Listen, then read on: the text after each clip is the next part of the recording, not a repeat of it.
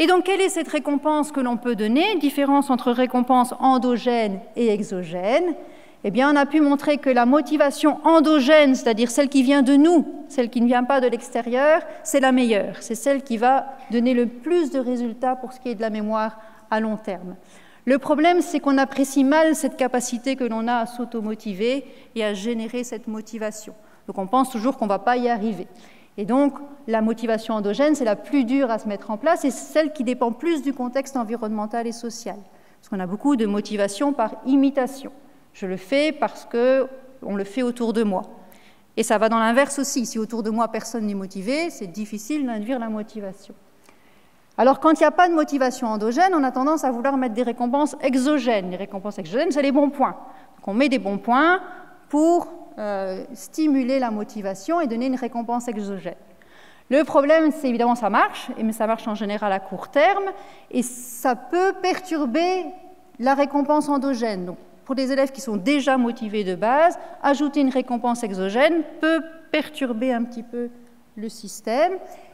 Et de plus, on a pu montrer qu'il y avait une grande différence entre la récompense liée à la performance et la récompense liée à la maîtrise. Donc, je m'explique, si vous faites un contrôle, si la récompense est liée à la note, donc à la performance, je suis le premier, j'ai obtenu 15 sur 20, j'ai droit à 3 bons points, ce sera moins efficace que si la récompense est liée à la maîtrise, c'est-à-dire je maîtrise cette compétence, je sais faire l'exercice, qu'importe ma performance au niveau de l'exercice, j'ai amélioré mon comportement, j'ai amélioré mon expertise. À ce moment-là, on est sur quelque chose qui va plus dans le long terme et qui va générer une motivation endogène ultérieurement.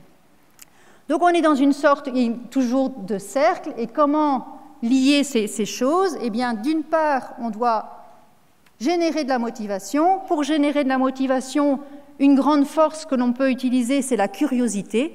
Donc, tout le monde est curieux, du petit enfant jusqu'à l'adulte. Cette curiosité nous porte parfois à nous mettre en danger, donc elle est très importante. Donc, il faut éveiller la curiosité.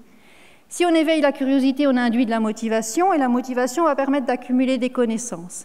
Et les connaissances vont générer la récompense endogène qui vont permettre d'avoir une motivation endogène. Je commence à comprendre, je commence à connaître les pays d'Afrique, je commence à voir ce qui se passe autour de moi, et donc je suis motivée à en apprendre plus et à avancer dans mon apprentissage. Donc je commence avec de la curiosité pour entamer mon cercle. Évidemment, la grande difficulté que l'on a à l'heure actuelle, c'est que quand on est curieux, on allume son GSM, on va sur Google et on pose une question à Google.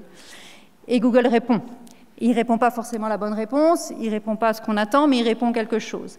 Et donc la curiosité est quelque chose de difficile à utiliser actuellement à cause de cet envahissement du monde d'informations et dans tous les sens. Et donc il faut arriver à recentrer évidemment la curiosité sur l'école.